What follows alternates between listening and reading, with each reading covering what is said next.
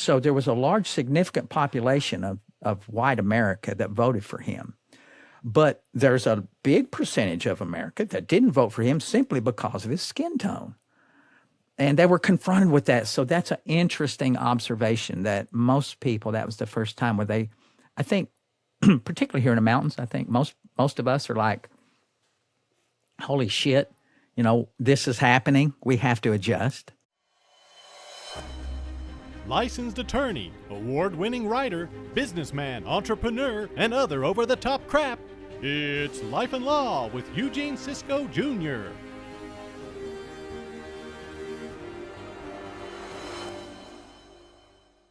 This is the next edition to Life and Law, and I am Eugene Sisco, and today I'm really excited. We have with us our very first bona fide guest, and it is Brandi Hurley.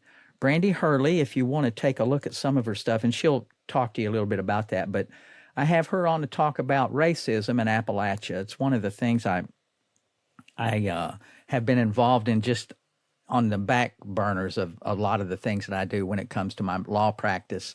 I've represented a lot of people in the minority community up here at the University of Pikeville and other places.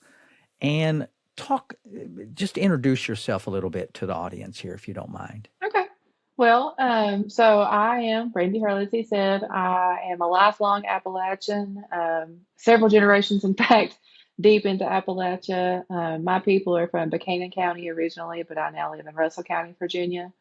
And that's pretty much been my entire identity is what it's like to grow up in Buchanan County and what it's like to really live in these communities and that be your family and your support and just all of it. And I think that impacts significantly, trying to go out into the real world and view things as other people do, because I did grow up in a very isolated community. And I didn't realize that until I went to college. I became an attorney, and since going through all this at the same time, I've kind of been sharing some of that on TikTok, as you mentioned, about what I've learned and experienced and what I can do to help my community. Just so we get started, and I'll do this at the end. Tell the people out there where they can see some of your stuff. Let people know where they can find you, because I really like your content. You strip things down. Your presentation is modest, but it's very powerful the way that you appear on camera and tell your stories. I really like it, and I'm not just saying that. So tell people where they can find you. So I'm only on TikTok. I haven't branched out into YouTube yet. I just don't feel like I have enough information to really get on YouTube yet. But my content's primarily on TikTok. It's Appalachian_itch, and you can fill in the blank, as I tell people. Some people might. Say that again. Appalachian_itch? Yes. All right. That's a little racy right there. And I feel like that sets the tone for my content. I want people to know that this is not going to be a very white glove situation. We're digging in the ditches of information as I've found it. Very good. And because I am visually impaired, when I looked at your stuff, I did not know that. But now that I know that, I love it even more. So you mentioned something there when you talked about your beginning, like you didn't know that you were in the situation you was at, and that's similar to mine. I didn't use an inside bathroom until I was about 15, unless it was with a family member or when I went to a friend's house. We had, and everyone around me was like me, so it didn't really dawn on me until I got old enough, maybe up in high school, freshman, sophomore year. Because then your group of friends broadens out, right? And you see all these other people that have things, and they're talking about things that you're not doing, like watching different TV shows. And so that was my experience. And so is that your similar experience? Yeah. I mean, there's just so much that I didn't know, I wasn't aware of. Going to law school and having these cases put in front of me really made me curious about, where was my community in this? Because, I wasn't raised with any of these stories, and we don't have historical markers, and we don't have these, museums that are focused on specific people or issues. So I was like we have to have this information somewhere. And so I started to dig to see what I could find. And what I found surprised me a lot. Yeah, and so and we won't talk about this, but it would be you had content, and I was really, really moved at the content that you had about your family history. When you discussed your father and your mother, wonderful. So if y'all out there, take a look at her stuff and go back and look at that. It's really, really, really impactful. So that gives even more of an insight as to when you talk about things like Appalachia and racism, you have like what I would call the bona fides, we talk about that in law. You are the real deal. And so you can speak authoritatively on almost, I feel, most any issue related to Appalachia on the gut level that we're going to talk about it here. So how did you come into the racism part of your content when you talk about racism in Appalachia? Because I have a different, and I love what you have, but my perspective on racism is a little different. When I was growing up, we call ourselves old hillbillies over here in Eastern Kentucky. There wasn't hardly, I don't think I saw my first African American person until maybe I was way up in high school, and a couple of African Americans came to our high school. So I didn't know about that. Now, I'd heard the bad words, the N words, the prejudice. I had heard all of that, but I never seen it because there wasn't any, where I'm from. So how did you develop your thoughts on that? So I think this is, again, where I grew up in Buchanan County specifically. I feel like Buchanan County is so different than most of Appalachia because it's so isolated, because it's such a small community, and it always has been. In Buchanan County specifically, when I was growing up, there were Black people in town, but they went to a different school than me. Yeah. And so when I would learn about segregation and all these things, like people were talking about them in my books like it was the past, but it was my future. It was my present. It was the way things were.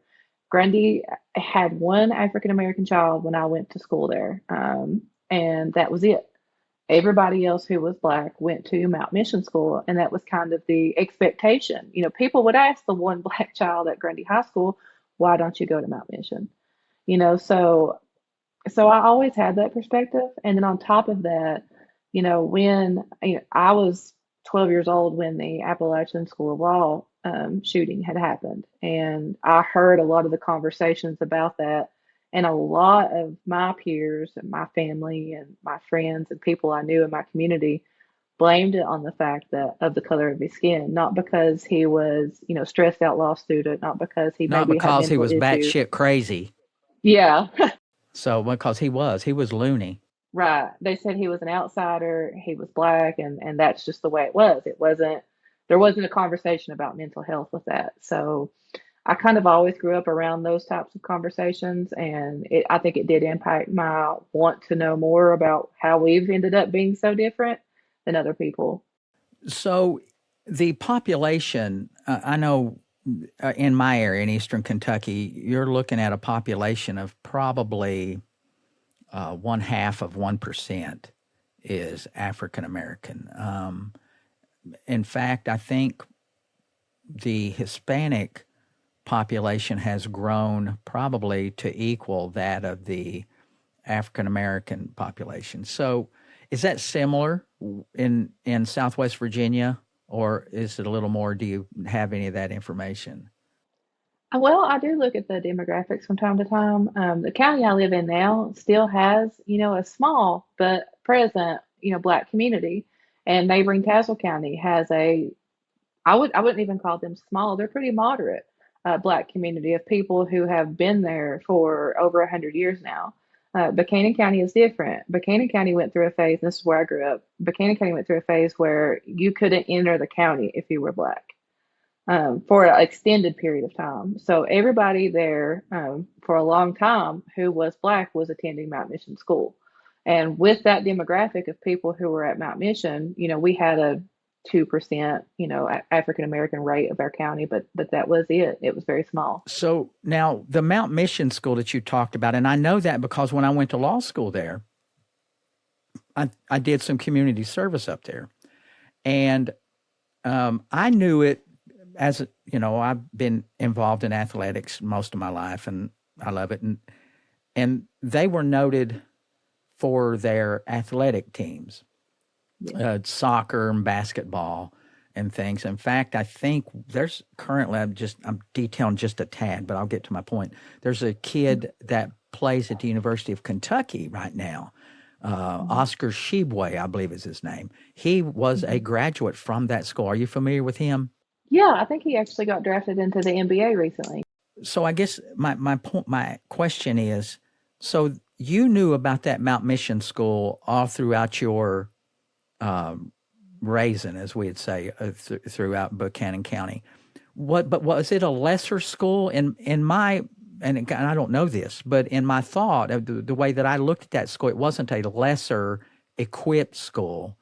It wasn't like a school where the African Americans would go, or the people of color, because they have a lot of people that aren't Americans, right? They have people from outside this country. So it wasn't. Or I'll ask you the question: did it have lesser resources, like we would say, a segregated school of the Jim Crow South? Was it like that? The way that I would categorize my views of it as a child growing up and what I knew about it was simply that it was the school where black people go. Okay. It was an orphanage. Okay. And so we knew that they got a lot of resources from churches and local community members because of that history of being an orphanage. And that was kind of how, it was told to us that they were able to contribute and do so much in the sports community. But ironically, I don't ever recall a single time any of the sports teams I played on ever played Mount Mission. No kidding. Mount Mission, and that's by Mount Mission's choice. They wanted to keep that separation because, again, the community at that time, and I think even now in some ways, could be difficult. So let's fast forward a little bit. So that was your orientation. You didn't have many people of color around where you were raised. So even in high school, because they went to the Mount Mission School, except for just a few now and then that would come into your school, right? So after graduation, where'd you go to college? Where did you get your undergraduate degree? So, the whole Appalachian experience plays in again here. My parents have been sick for most of my life. My mom had multiple sclerosis, and she was diagnosed with that a couple of months after I was born. And my father had black lung disease and became permanently disabled when I was 12. Man. So I never felt like I could go far away for college. I felt like I needed to stay nearby in case they needed anything. And I did. I did school online through Old Dominion and finished my bachelor's degree. And then, one day I was like, I'm mad about the world. Yeah. And I want to go to law school and do something about it. And so I applied to law school, and it turns out like, I got a decent LSAT score. I got a full ride to ASL, and the rest is history. So online, you were at Old Dominion, but where did you finish your degree? Maybe I missed that. Where did you finish? I did finish with Old Dominion, got my bachelor, my undergrad, and then I went to Appalachian School of Law. So did you get it all online? No, I did have to go to ASL. By the time that I went to law school, I had to drive an hour back, so it was an hour trip every day. But by that point in my life, I was, I think I was 29 when I started law school. So I had developed enough of a financial backing by that point with my husband and his career that I could be able to do that 2-hour trip daily and get it done. I'll be daggone. So you were a non-traditional student in the sense when you went to law school? Right. By that point, I had 3 kids. Oh, may I ask how old you were? So I was 29, and then my youngest child at the time was 9 months old. Man, I'm telling you, great, good. I'm gonna give you a golf clap for that. I mean, wonderful. I mean, I tell people all the time, you know, it's first off, it's never too late. And you did exactly what all of us in Appalachia, if we, have a mind to do, that we can do it now, especially now, you know. But back, even when you did it, what was the year when you went to law school? Yeah, it was 2019. 2019. And I mean, I'd be sitting on Slate Creek and try to like pump for bottles and everything else. And I mean, in between classes and whatnot, it was a really stressful time. Yeah. And then COVID hit, which made things great. So, Yeah, it's great. I got back to the future. Like when I went, I got back on food stamps, got back on all that stuff. And it was very humiliating for me to do that. But, when you have a goal like you did, you knew that's what you wanted to do. And so you make a plan, and by golly, you have to be focused, right? Single minded, and just plow ahead. Like I couldn't recreate what I did in 1997, if you sit down here and ask me, if someone asked me how did I do it, and they ask me all the time, I don't know. I just know I had a general plan and I plowed ahead. And, God takes care of idiots, right? Fools and idiots. And I'm thinking I'm pretty much on both those categories. And it just happened. So when you got out, how did you develop a little more interest? What was the trigger point where you said there's a problem here in our area, and I want to try to figure out more and try to educate myself so that way maybe I can give, and I'm not putting words in your mouth, but I want to give back. So in order for you to give back, you have to be able to educate yourself on what the real problems are. And then you can then develop some ideas and garner some resources to try to fix it. So what was the point for you that you decided that we got a problem here? honestly, I think it happened in constitutional law class. 2L year, I'm sitting there and, we're going through all of those really horrible old Supreme Court cases. And, comments started popping up in that law school class about my community. There was a very strict bias about us being hillbillies that never left their hillside. In fact, the Yeah. professor said that. And that got under my skin very bad because it's not the way I view my community. At this point in time, I think my community is a good group of people, God fearing people who really don't judge based on the color of their skin for the majority. I think that Buchanan County matches everywhere in America now with its racism levels. It's still there, it still exists, but it's not as prevalent as it used to be. And so that really bothered me. Well, and we all know. Well, I mean, it's like that now because, and that's true. There's a lot of race hucksters out there who want to use that to divide people. But if you truly just look at the data, the African American and all of that community, not just those individuals, but all of the other what we call now the people of color in our country, have a way better chance of getting somewhere than they did 30 years ago. I just don't think I don't think you can deny that. In the coal fields, especially in my region of the coal fields, I feel like there was a real renaissance about race during the Obama years when people really had to start looking at their attitudes and adjust them for the modern world because they were used to being able to say things and not getting called out on it because they weren't around people who would call them out on it. Versus now you're online and you're posting, this really racy content that other people are going to chime in about now because they have access to you. So I do think that Obama was a big shift in my area from the more racist tone into a more, okay, we see that we were wrong now And I see situation. that. Well, so interesting point. That's wonderful observation because I think, so I'm thinking out loud. That's the first time many people was actually confronted with that notion in their face. They were confronted with the reality. Now, granted, with our demographics in the country, President Obama, and actually, by the way, I have a statue of President Obama right here. a bobblehead. I've had it for years. So a majority of the white community voted for, well, not a majority, but enough of them voted for him to put him over the top. But for them, he's not elected. So there was a large, significant population of white America that voted for him. But there's a big percentage of America that didn't vote for him simply because of his skin tone. And they were confronted with that. So that's an interesting observation that most people, that was the first time where they, I think, particularly here in the mountains, I think most of us are like, holy shit, this is happening. We have to adjust.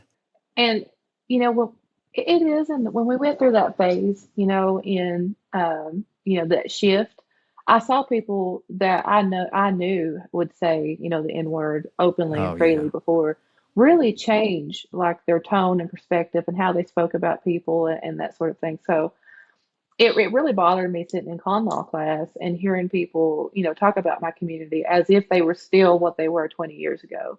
My father used to say it all the time. And it was a word that disgusted me even when I was like 14. I've never used it. I've written it. I write fiction and short stories, so I write a lot about my hometown.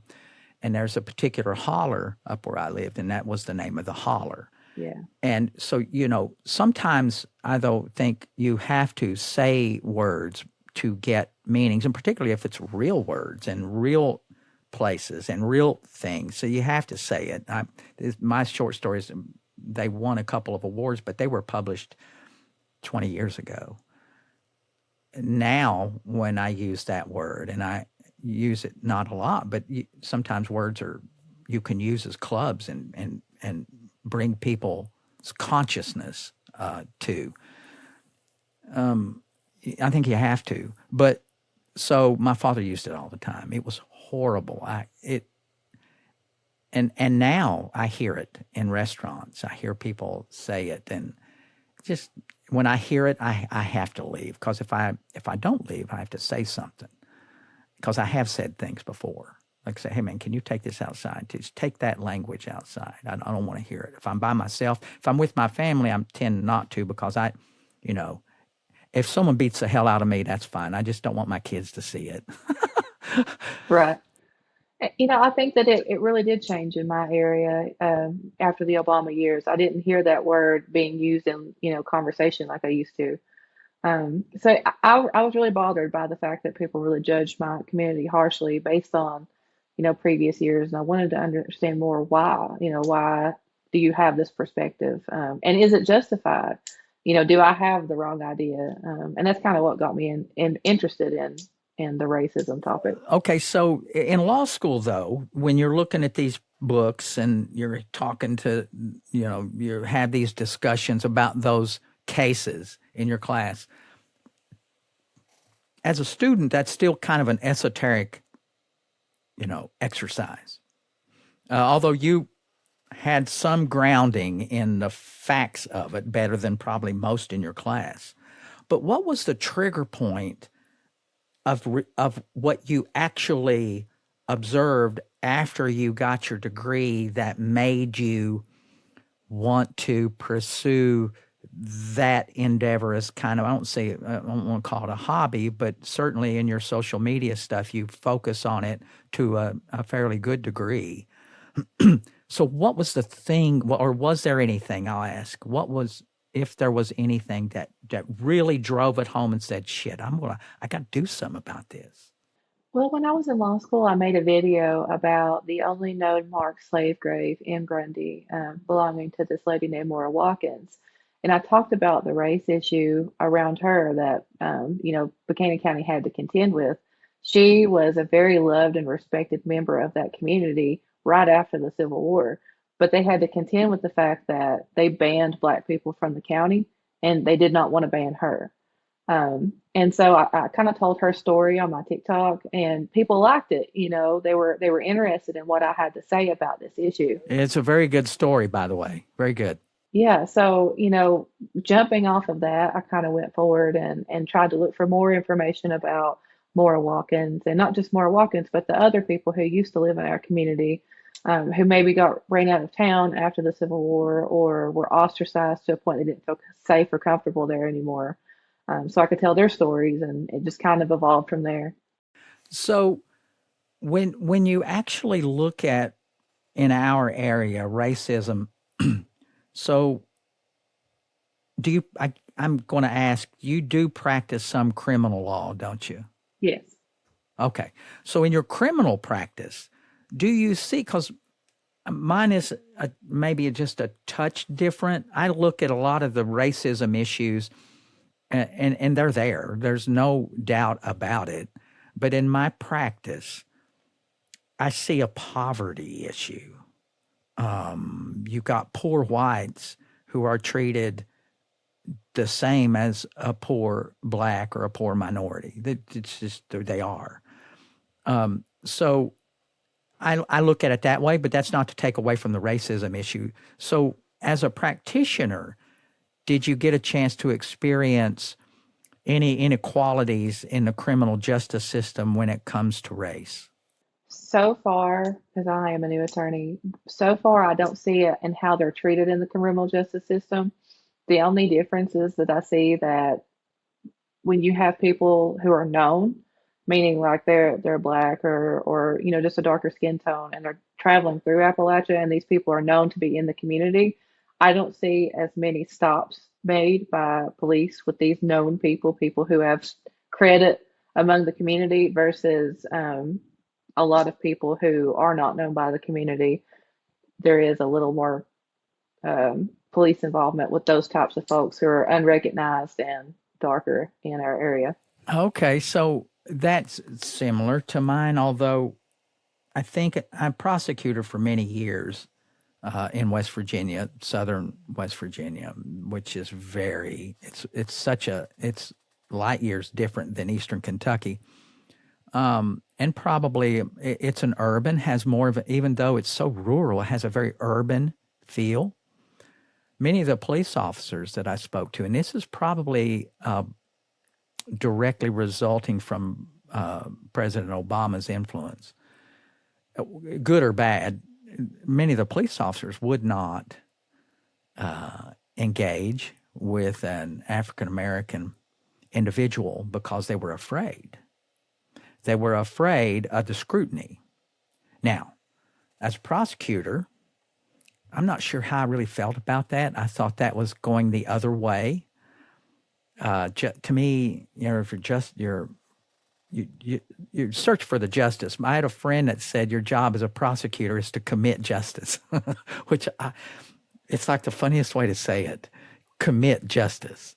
So I thought that was a little unfair. However, I think that was probably in some cases, the right thing to do. But boy, they'd wear some poor white guy out, In contrast, similarly situated individuals, the minority is probably going to let go because the officer could not withstand the scrutiny. And I think scrutiny is good. So I think to that degree it's probably good. So that's my look at it. So, and that's a criminal justice. So on the social services end of it, what do you see if you had to ask for pick out specifically a couple of problems or areas in your part of the country that need attended to, what would they be? I was a social worker prior to becoming a. Good job. I talk about social workers all the time on my content. You probably wouldn't like it. Well, that's okay. That's okay. The work that I did, I felt like I was doing the right thing for. But it's not always like that. DSS is sometimes wrong and at fault. And that's who, I defend parents now because DSS is sometimes wrong, but a lot of times. A lot of times. But in the realm of that whole system, the only thing that I ever saw having to do with race specifically is you would get parents who are convinced that they are a Cherokee Indian because their great great aunt had dark hair and swore up and down that their parents were Cherokee or they were a Native American princess or whatever. And then you're like, okay, I have to deal with ICWA right now. which is the Indian Child Welfare Act. I'm trying to do something that has a legal significance. So if we're gonna talk about being a Cherokee, we need to know like who to contact in your tribe. What type of verification do you have that shows that you're a Cherokee Indian? And they're like, well, you'll just have to call Aunt May. Are they doing that to get something, to get some kind of a benefit, or is it for another kind of insidious reason? So you tell me, and I kind of maybe will tell you what the insidious reason is. Well, I mean, because before a child can be removed in the foster care system, this is federal law. They're supposed to have the Indian Nation contacted. Indian Nation either chooses to exercise jurisdiction and take that child, or they don't, and that's just how it is. So in some of these cases, I don't think that the people are trying to be insidious because I don't think they understand that there's still a removal, and it's just the Native American nation doing it versus your Virginia State Court. But at the same time, it's like they think it's going to slow things down, and Okay. they want to intervene in that court case in some way, and it does intervene. We've had situations before where we're waiting forever for the Cherokee Nation to contact us back because Cherokee is just a few hours south of where I live in Virginia and a few hours south of They you. have the casinos and all that. Yeah. I've been there a few times. And we've talked to parents before. I've been like, you're not a Cherokee just because you've been to the casino. Yeah, well, and I mean, they pull out everything. If they're trying to use something as a cudgel, they'll use everything. Yeah. So that's, I mean, I never saw anything having to do with, our Black community or anything like that. It was only the Native American Well, community. but see, I see that, and I have actually seen that, but I have seen individuals in our area use the Native American experience and that lineage to avoid the fact that they are, in fact, partial African American. Yes. He's an Indian. Oh, my daughter's dating an Indian. Well, he's not an Indian. Yes. And that's my dad was doing that for a while. My dad in the 70s had like this big fro, and like he was a very tall, very, very white man. And he swore up and down he had this Cherokee ancestry and whatnot. And so finally I was like, we're doing ancestry, we're going to get it done. And I didn't get to find out until he passed away, but it was never a Cherokee Indian. He is 1% sub-Saharan African, and that's where his his heritage comes from. Did he have the other common features? No. So that was enough to get you to know what he was really. You just wanted to know. Yeah, I just wanted to know. I went through all the Dawes rolls. I did everything, before I tried to contact the tribe to see if there was any family connection. And I never found anything at all that would link his family to them. And so around here, so I see that still, which I have a hard time not calling BS when I hear this, but because you can't call it out all the time, especially if you're in business. You do that enough, and you're not going to be in business because people won't come to you. So you just have to. I'm of the opinion nowadays, and you probably may have already understood this. Sometimes you just got to let people be an idiot, and you just have to let them be a dumbass. Yeah. And so, I see it now. So we have a large Indian population. Your doctors, your medical professionals, and so but even still at that, it's like people are happy that their daughter is dating an Indian, but they're not Native American, but the same individual, if their daughter or son even. But it seems like it's always, when it's gender related and you have these mixed relationships, it's always more harsh for the lady than it is the boy. And so that same parent, if their daughter was dating an African American or even a Hispanic, they wouldn't like that at all. But they're proud that their daughter's dating an Indian, which is equally racist as far as I can see. It is, but I think it's a money thing. Which is stereotype and which is racism. Oh, they're Indian, so they're probably good at math. They're going to be a doctor. They're going to which is, it's like when you see a tall person. Do you play basketball? You know, because that's just what people do. We'll wrap up a little bit. What would be some of the things that we could do collectively as hillbillies, as hill people, as Appalachians, that would further our cause and maybe help the outside world? And we still calling it the outside world because sometimes, there are still places like where I live, 2 hours away from any other town with a population greater than 5,000. So we're still isolated, and a lot of the people don't know us for who we really are. They see the stereotype. So if there was one or two things that we could do as a culture here in our little part of the world to bring about a little more sense of awareness as to who we are and what we do, and to try to fix some of that, what would it be? I think there's so much that we can do as a community, at least, especially in my neck of the woods. One of the things that I would like to do is get a new grave marker and a historical reference for Maura Watkins, because right now she has a, single tiny tombstone in a cemetery of white people. And it was put there during an era where, people would specifically deed grave plots out, excluding Black people. They still included her. So I think that's a really good story. And Oh, it's that's something huge. that, They didn't give her right. anything of any marker of prominence, but they put her in with people who were highly regarded in the community. Right. And so I would love to put that story out there so people can see that, this was somebody that the community knew, the community loved, and it didn't matter what the color of her skin was. It was all about who they know.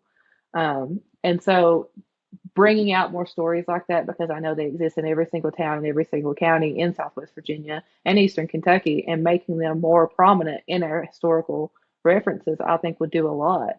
Right now, when you think of Appalachia, you think of white banjo players, but you don't think about the fact that, African Americans actually influenced the banjo and brought the banjo to us. And, back in the day before the coal camps came through, all these people were kind of, moonshining and, making this music and commingling and creating what we have now. Well, you mentioned her music. You have this Oliver Anthony, because we're all on social media platform here, and he just killed, like for 3 months. I mean, he just killed it. Now, I've not seen a whole lot about him now, and I do like his music, but see, his music sparked something in national. When we look at racism on a national level, his music sparked a sense of, like, the only people, the media, this is the media, the only people that liked his music are old, poor hillbillies, racist hillbillies. For somehow his music struck a tone in the media, the little legacy media, that he was just an angry white hillbilly, and that everybody that liked his music was the same. So here we are now, this dude who is to be celebrated because of his ingenuity and the way his song and his feelings come through in his music. Now with the spotlight is still back on us, because that is again out in the popular, it's out in the ether there. The spotlight, when it should be on this guy on how good he is, throw it back on us that we're ignorant, racist hillbillies. Yeah, I feel like, I have a different opinion of Oliver Anthony. It's just the line in there about the food stamps, because I grew up as a hungry child on food stamps, and buddy, I ate my fudge rounds. Well, I was raised on food stamps, and it bothers me because, see, that's a stereotype. People love to hear an Appalachian using their own stereotypes. They're like, aha, that's a confirmation. That's something that we can, there's somebody in the community that agrees with us that Appalachians are all welfare queens. Yeah. Hey, I never hesitate to tell someone, because I was raised on them daggone things, and I was grateful to get them. And even when I went to law school, I had to get back on them and beg to get them, was happy to get them.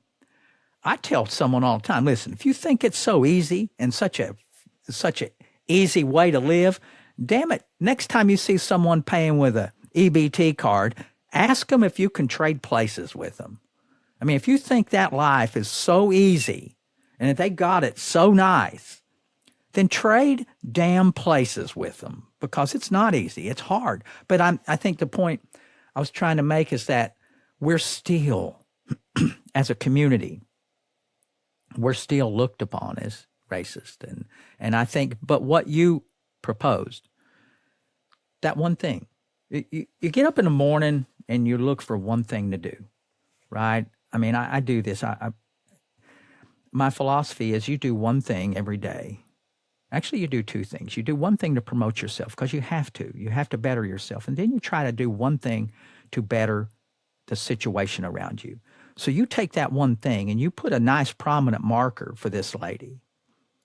That shows, that brings awareness.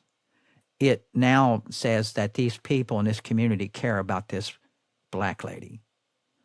And I think, so if we all did that, that would be the best thing. And so for you, I'm going to challenge you. So I got a challenge. As a lawyer, you know that when you graduate, you get that big old golden wheelbarrow to put all your money in it. Right? Because that's what everybody thinks. But you have influence. So you could start a foundation. You could start, that. I would encourage that. And I will be your first contributor. I'd be happy to give you $500. Fantastic. Thank you.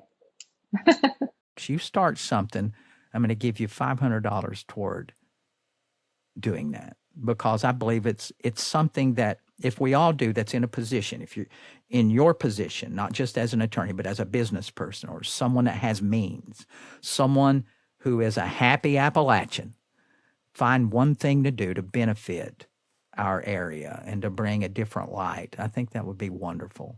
Well, thank you, Eugene. I would appreciate that because, so far I have been trying to trudge along and get people interested in this type of project, and it hasn't been successful so far.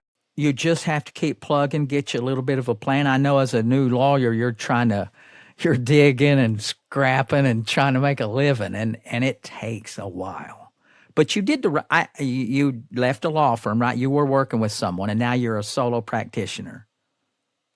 Yeah, I'm loving it. Man, I'm loving it, because when you work for yourself, you control a lot of stuff. I mean, you can't control them judges, but you can really affect your community. You really can. You can affect your community in ways that you never, 15 years from now, you're going to be thinking, look, all the people you helped and all the things you did, sometimes for next to nothing, that made a huge difference. And even in cases where you made a lot of money, and I've made a lot of money in some cases, but the reason I took the case was to bring a point home. And some of those were African-American kids were, I wore out the university up here in a couple of cases and got real big because they were just mistreated. So you can do those things and find them, and I encourage you to find them and make yourself better. So do you have anything else to say that I might have left out? I don't think so, Eugene. Like I said, I'm going to hold you to that support. I know you've got my word. I used to say as a gentleman, but I'm not sure how much of a gentleman I am, but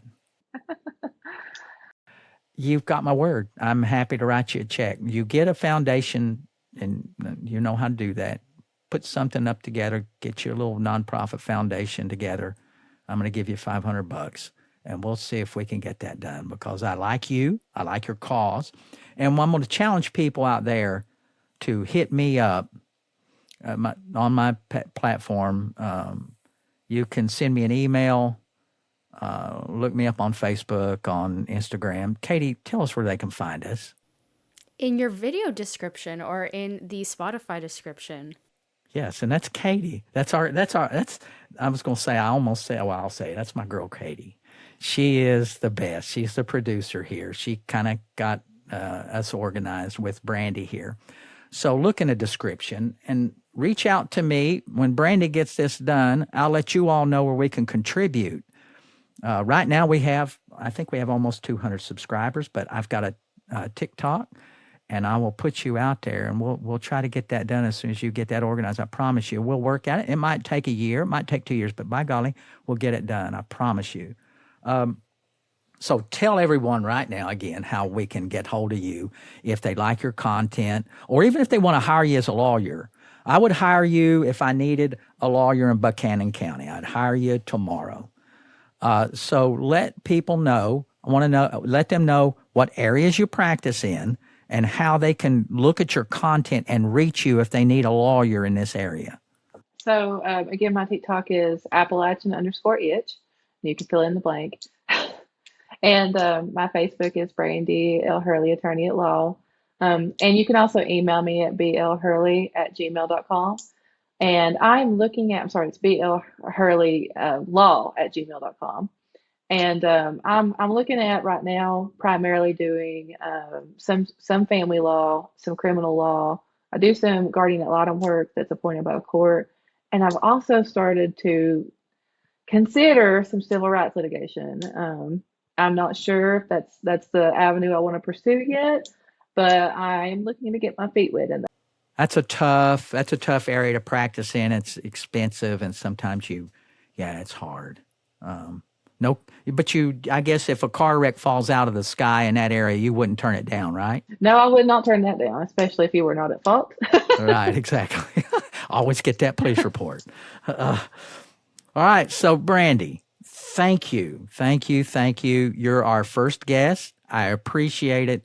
I always tell people, I close out by saying, this is Eugene Sisco at Real Life and Law. And if life and law collide in your world, give me a holler. Turn me around, help me to the door. I'll never make it on my own.